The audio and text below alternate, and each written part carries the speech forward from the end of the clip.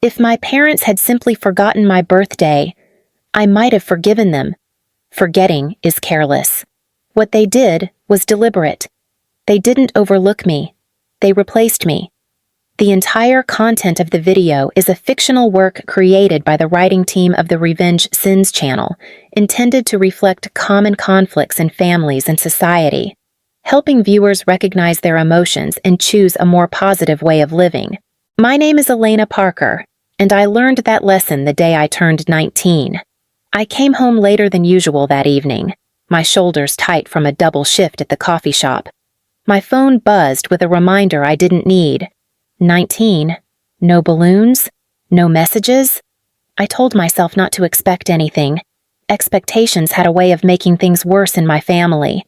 The moment I opened the door, I stopped. Blue and silver balloons crowded the living room. Streamers hung unevenly across the wall. A banner stretched above the couch, reading "Happy Birthday." For one reckless second, hope rose in my chest.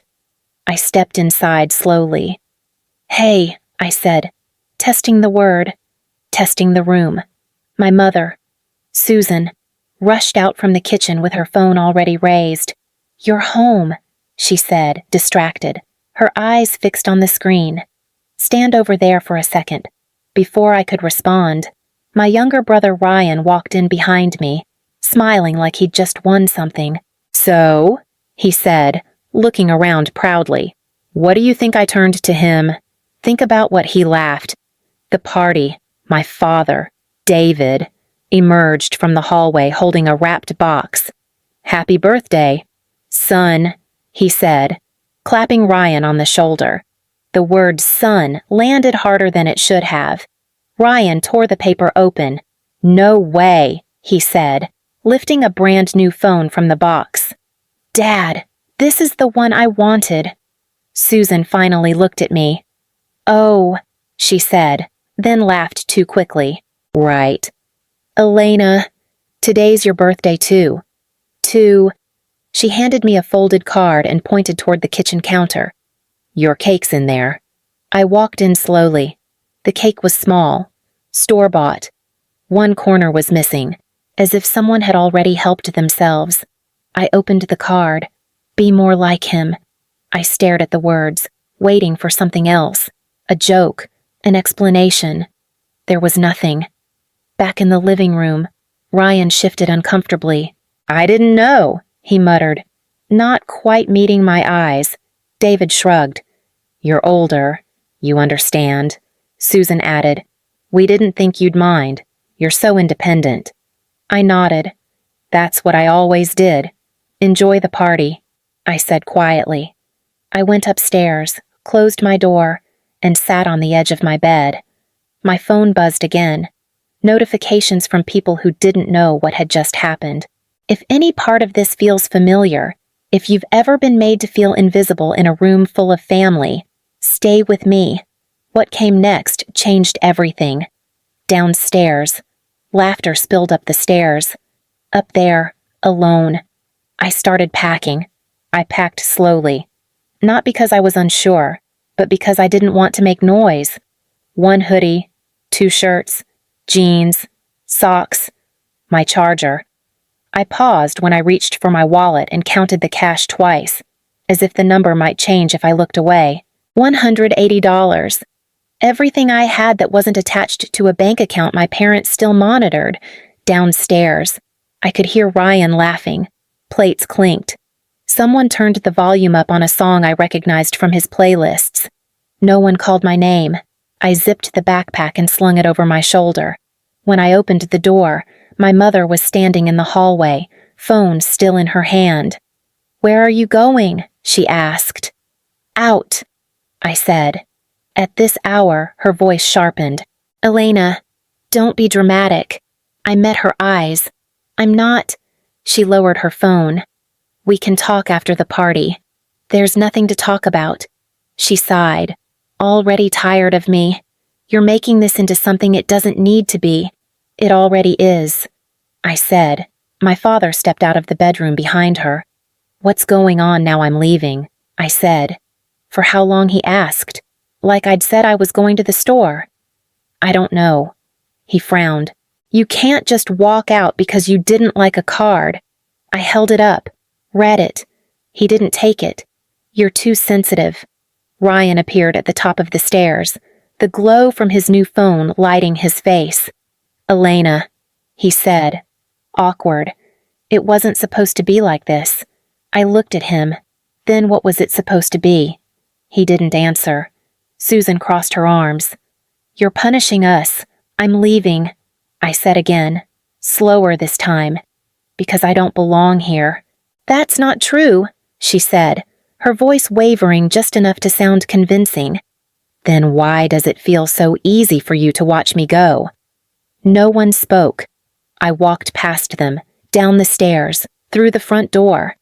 The night air felt heavier than it should have. I didn't turn around. At the bus stop 4 blocks away, the shelter light flickered. When the bus arrived, I paid in cash and took a seat near the back. My phone buzzed once. Susan, please come back. We didn't mean it like that. I didn't reply. As the bus pulled away, my house shrank into the distance, lights still glowing, music still playing. The party continued without me. I rested my forehead against the window and let the hum of the road steady my breathing. I wasn't running. I was choosing. By the time the city lights appeared ahead of us, I understood something I hadn't before. They hadn't lost a daughter that night. They had lost control. The first voicemail came the next morning. Elena, my mother said, her voice already trembling. Please call me back. Your father didn't sleep at all. We're worried. I listened to it once, then let it sit. An hour later, another message followed. This isn't like you, she said. Running away doesn't solve anything. Running away, the phrase settled in, heavy and deliberate. By noon, my phone was warm from the number of missed calls. My aunt's name didn't appear. Neither did anyone from my father's side of the family. Just my parents, again and again, as if repetition could bend reality back into place. That afternoon, a text arrived from a cousin I barely spoke to. Came home and your mom was crying. Are you okay? I typed a response, deleted it, then typed again. I'm safe. I didn't add anything else. Safety was the only truth I trusted. That night, I made the mistake of opening social media. A photo sat at the top of my feed. Ryan, grinning, holding his new phone. My parents on either side of him, arms linked like a family portrait. The caption read, "Grateful for our boy." Family means everything. I wasn't tagged. I wasn't mentioned. I wasn't missing. I had been edited out. My phone rang again. I answered this time. Elena, my father said immediately, his tone firm, practiced. What are you doing? I left, I said. That's obvious, he replied. What I mean is, what are you trying to prove? I'm not proving anything. Then come home, he said. We can handle this privately. Handle what I asked. You already decided what happened. There was a pause. You're upset, he said. That happens, but disappearing makes you look unstable. The word landed cleanly. Unstable. My mother's voice joined the call. Softer. We told people you needed space, that you're overwhelmed. I didn't say that. I replied, We're protecting you, she insisted. You don't want everyone knowing your business. I laughed quietly. You mean my version of it? Elena, my father warned, don't turn this into something it isn't. I looked around the borrowed room I was sitting in, my bag still unopened at my feet. You already did, I said. You just didn't expect me to hear it. Silence followed. Not confusion. Not concern. Calculation. My mother spoke last. Come home, she said, her voice breaking at just the right places. We miss you. I ended the call. That was when it became clear. They weren't calling because I was gone. They were calling because I had stepped out of the role they'd written for me.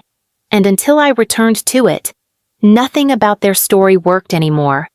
3 days after I left, an email landed in my inbox with a subject line that made my stomach tighten. Checking in. It was from Ms. Thompson, my high school guidance counselor. We hadn't spoken since graduation, but I recognized her careful tone immediately.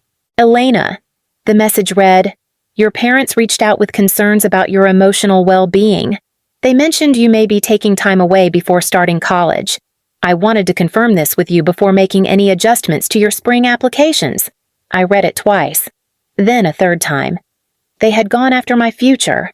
I called her immediately. She answered on the second ring. Elena, she said gently, I'm glad you called. I'm not taking time off, I said. I never said that. There was a pause. Your parents sounded worried. I'm sure they did. I replied, but they don't speak for me. She exhaled slowly. They told me you were overwhelmed and needed space. They decided that. I said, I didn't. Another pause. Longer this time. I haven't finalized anything, she said carefully. Your applications are on hold until I hear directly from you. I'm telling you now. I said, I'm applying for spring intake as planned. Okay, she said. I just need clarity. You have it. I replied. And I need something from you too. Yes, please don't accept any changes or requests unless they come from me, not my parents, not anyone else. She hesitated. Elena, they're listed as your guardians. I'm 19. I said, I'm legally an adult. That shifted the air between us. I see, she said. Then I'll note that. I'll also send you written confirmation. Thank you, I said. My voice shook despite my effort to keep it steady. After we hung up, my phone rang again. This time it was my mother. You called the school, she said immediately. You contacted them first. I replied. We were worried, she insisted. You left without a plan. I left because you didn't leave me a choice. My father's voice cut in, sharp. You embarrassed us. I protected myself. I said, you made us look like bad parents. He snapped, you did that. I said quietly, I just stopped covering for you. You're being reckless. My mother said, you could ruin your chances. You already tried. I replied. Silence fell on the other end. I could hear my father breathing, controlled and furious. You're not thinking clearly, he said. Come home. We'll sort this out. No. I said, this isn't how families handle conflict. This is how I handle being erased, I said. My mother's voice softened, slipping into something familiar. We only want what's best for you. That's the problem, I said. You want what looks best. I ended the call and sat with my phone in my lap, my hands trembling. They hadn't forgotten me. They hadn't misunderstood me. They had tried to decide my life without me. And for the first time, I had stopped them. Maggie Collins called me that evening. She didn't start with a greeting. Are you safe? Yes, I said. The word came out faster than I expected. Good. Then listen. Her voice was steady. No softness layered on top. Your mother called me today. She wanted help fixing the situation. I stayed quiet. She said you ran off because you're overwhelmed. Maggie continued. That you've always been sensitive. That you took something the wrong way. I closed my eyes. Did you believe her? No, Maggie said without hesitation. I've watched how they treat you for years. That did something to my chest. I sat down on the edge of the bed. They don't miss you, she said. They miss control. I swallowed. They contacted my school. I know, she replied. That's why I'm calling. There was a pause. Then she went on. They invited me over for dinner tonight. Said they wanted to talk about how to move forward, and they asked me to take Ryan in for a few weeks. She said. I laughed once, sharp and disbelieving. Why they said things are tense at home, that he's struggling emotionally without you. That's not why.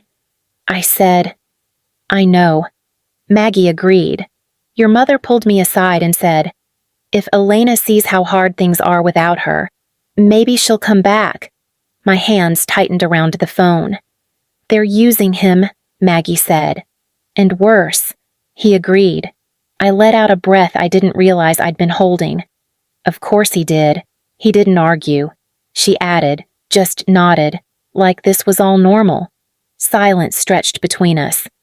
I told them no. Maggie said, I'm not playing along. Thank you, I said, my voice rough. I'm not doing this for them, she replied. I'm doing it for you.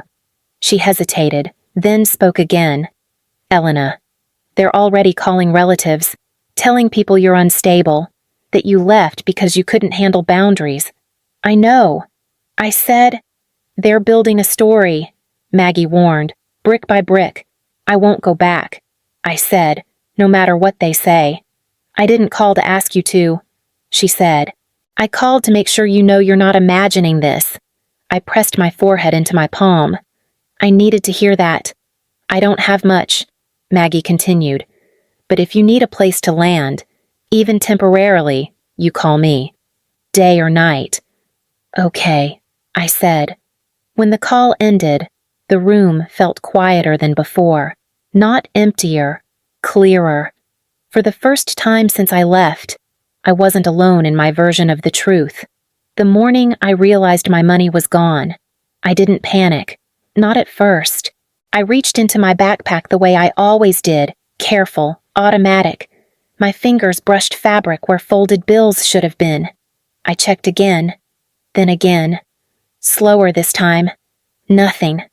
I emptied the bag onto the bed. Hoodie, charger, notebook, no envelope, no cash. I checked the zipper, the seams, the pockets I never used. Still nothing. One of the guys in the room rolled over. You lose something, he asked. Half asleep. My money. I said. He shrugged. That sucks. I counted what was left in my wallet. $6. A transit card with one ride left. My ID copy was gone too. At the front desk, the woman didn't look up when I spoke. Someone took my things. She slid a clipboard toward me. You can fill out a report. Will it help? She shook her head. Not really. I filled it out anyway. Name, date, amount stolen, $180. Identification copy. No witnesses. Paperwork for disappearing. Outside. My phone buzzed. A text from my mother. Please just come home. This isn't safe. I stared at the screen, then typed back. I don't have that option. She replied immediately. Of course you do. You're choosing not to. I didn't answer. That afternoon, I sat in the public library until my legs went numb. I opened job listings, applied to anything that didn't require references. When my phone battery dropped to 10%, I plugged it into the wall and waited. 2 men nearby were talking. Our delivery guy quit, one said. Didn't show up. The other glanced at me. You got a bike.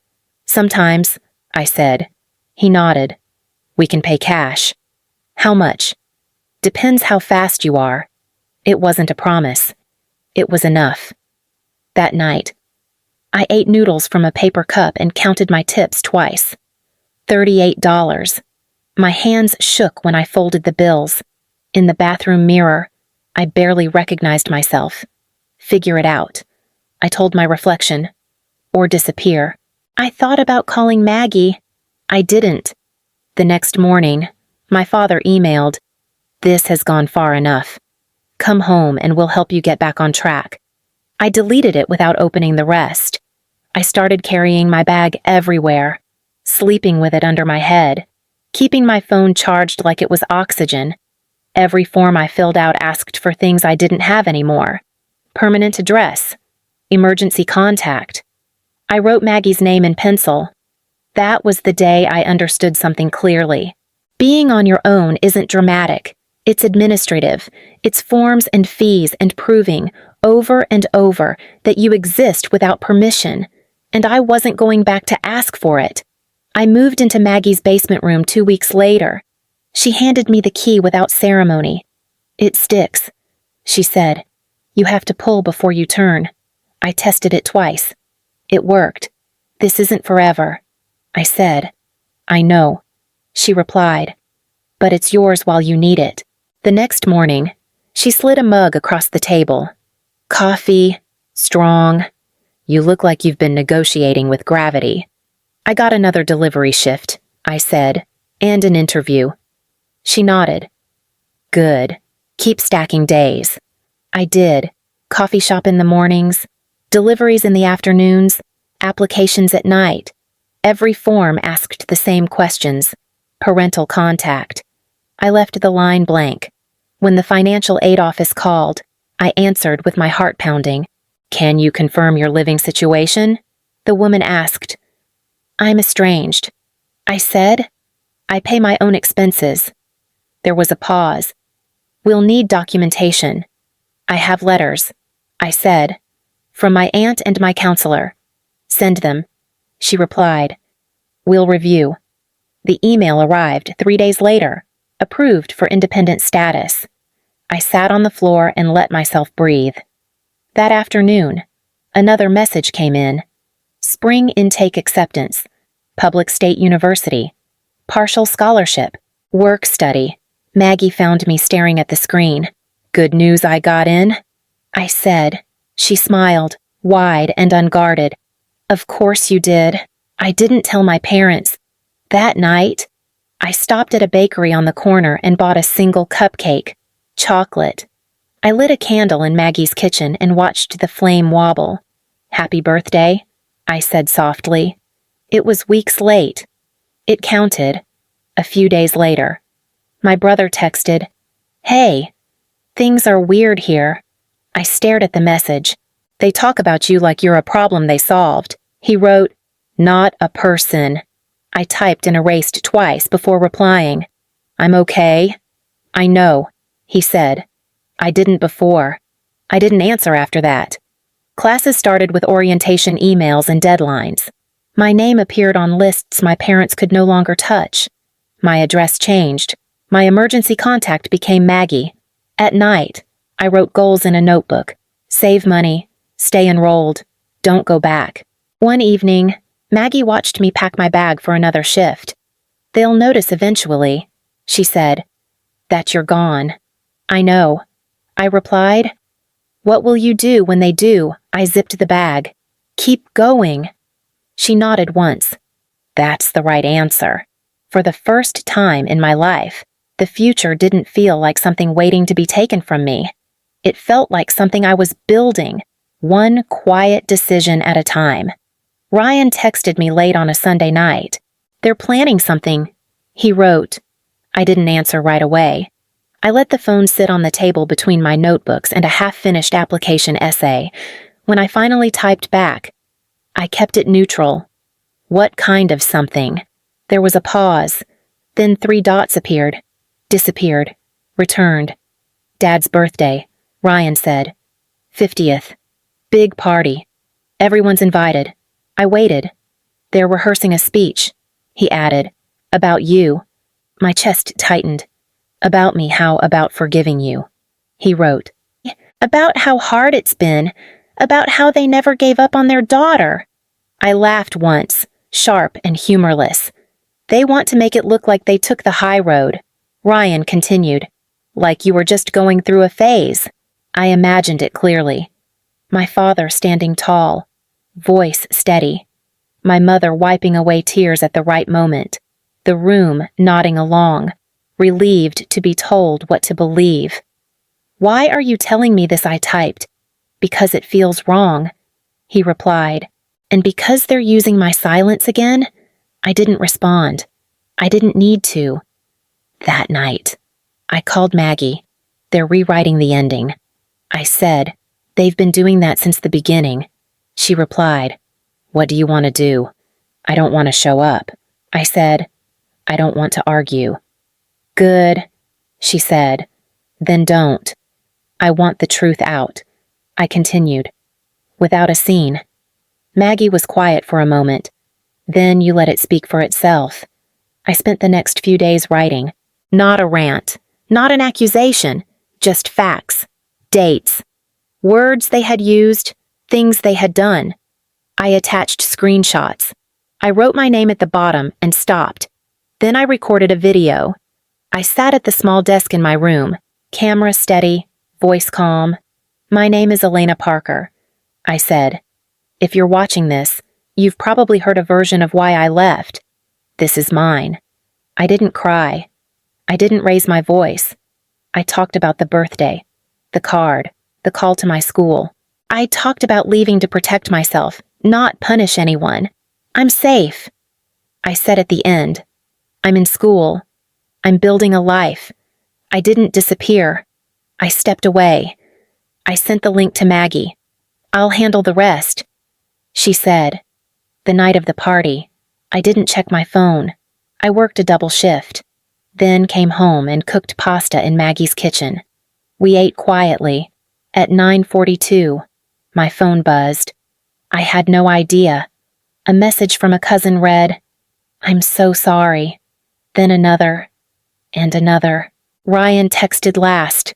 They didn't give the speech. He wrote, "People started asking questions." I set the phone down. For years, they had spoken for me. That night, they couldn't anymore. And for the first time, I didn't need to hear what happened next to know something had finally changed. The fallout didn't arrive all at once. It came in pieces. My phone buzzed through the night, messages stacking quietly, waiting for me to decide what to do with them. I didn't answer most of them. I didn't need to. The tone was enough. "I believe you. I should have asked questions sooner. I'm sorry we believed what they told us." In the morning, Maggie knocked once and stepped into the kitchen. "They're calling everyone," she said. "Damage control."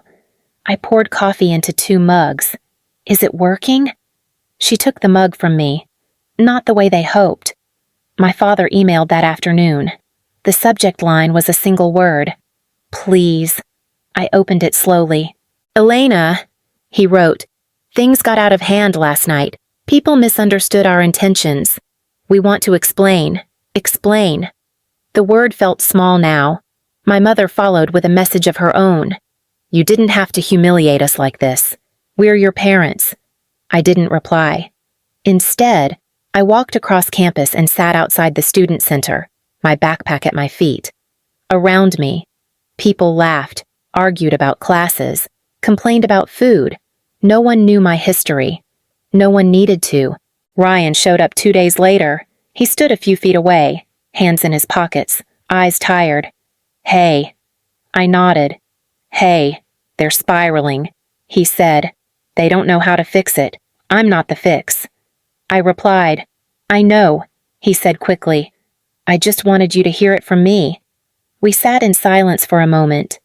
"You were right," he said, "about all of it." I didn't interrupt. I let them use me. He continued, because it was easier than pushing back. He reached into his jacket and placed something on the table between us. The birthday card. Under the original message, new words had been added in his handwriting. "I'm sorry. I should have protected you." I folded the card once and slid it into my bag. "Thank you. That was all." That night, I blocked my parents' numbers. Not forever. Just for now. I filed formal requests with the university and financial offices, confirming no information was to be shared without my consent. Each confirmation email felt like another door closing softly behind me. Weeks passed. My life settled. Classes, work-study shifts, evenings spent helping other students with their essays at the writing center, listening to people find the words they didn't know how to say yet. One afternoon, a freshman looked up at me and said, "How do you know all this?" I smiled. I had practice. If you've stayed with me through this, if any part of my story feels familiar, I hope you remember this part most. You don't owe anyone silence to keep the peace. You don't owe anyone your future to protect their image, and if you've ever had to step away to survive, you're not alone. I walked back to my dorm as the sun dipped low, the card still tucked in my bag. I didn't throw it away. I didn't reread it either. Some things don't need an answer to be finished. They lost control when I stopped letting them speak for me. And once I found my voice, I didn't need to raise it. I didn't win by destroying them. I won by becoming someone they could never hurt again.